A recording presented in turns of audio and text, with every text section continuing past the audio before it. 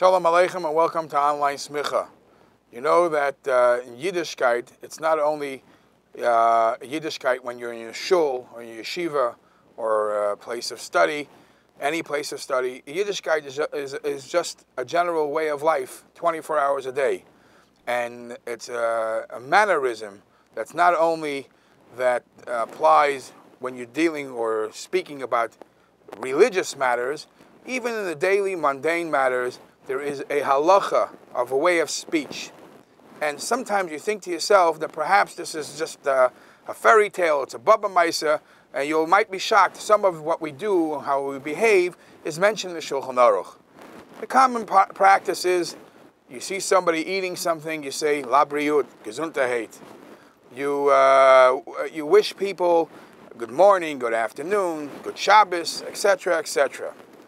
How about if you see somebody just bought a new dress, a pair of shoes, a new suit?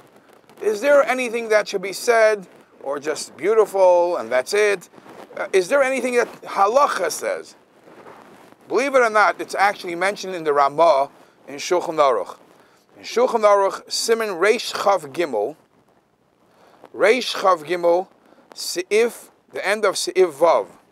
The Ramah says, Haminig loymar lemi shalovesh beged chadash.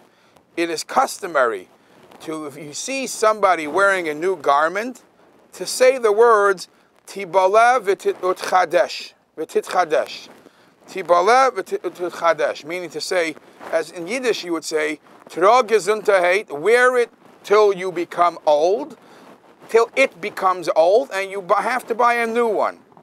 Tra Gesundheit, wear it with good health, and it should wear out, and you'll buy a new one. Tibale utchadesh. Comes the Ramah, and the Ramah says, Yesh misha kasav, there are those that challenge this custom, that they say, not always is it a good blessing to say, wear it until it becomes old, till it becomes worn out, and you'll have to buy a new one, because not every garment and not every keli you want to give in the bracha to buy something new. She'ein leimar kain alman olim oy begodim hanasim me'oresh shel behema. Perhaps if the person is wearing something like a pair of shoes, a pocketbook, a belt that's made from skin, a hide, made from animal skin, or a clothing that's made from leather, etc., it's preferable perhaps not to say those words.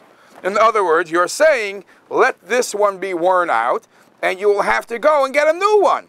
Now, going to get a new one is problematic, because you have to find new hide, new skin, new leather.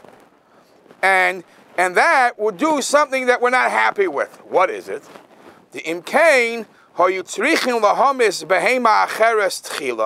you would first have to hunt, kill an animal. To make from the hide, from the animal's skin, you'll have to make leather. Now, to hunt down an animal just for the purpose of making a nice leather garment is not the nicest thing. It's not something that you should bless a person with. Uksir, because the Torah says, V'rachamav al kol masav, that we have to have rachmanis on all of Hashem's creatures. So to give a person a blessing, I can't wait till you wear this and you wear it till it wears out and you'll have to buy a new one. Oh, I can't wait till we shoot another animal for its skin. Says the Ramah, V'hinei hatam chalush ma'id. This reason is a shvacha reason. What I believe, why is it a shvacha reason? Not necessarily you're killing the animal for the skin. You're killing the animal for meat. You're shechting an animal for the meat. There's other purposes, and that we're allowed to do. And when you have meat, you have hide. You're actually gaining a purpose from the hide, from the skin of the animal. Now, the Mishnah Berurah says that even if they're using a behema tmeya, this hide from a non-kosher animal, to use the skin and to make leather, etc. So you might think to yourself, oh, there is not such a big deal. Says the Mishnah Berurah, no. Perhaps even then, especially if there's even one layer of behema tahira, is also a problem.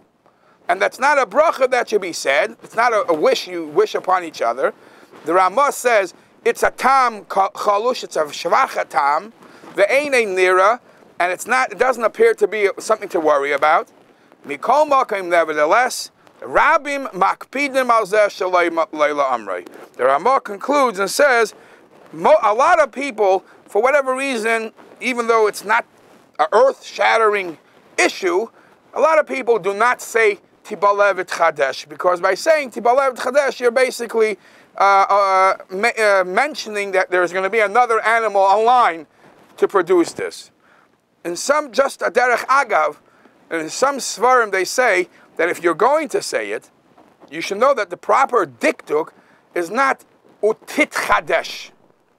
There are two issues with your common practice that you hear people saying, oh, that's a beautiful dress, beautiful suit, tit chadesh.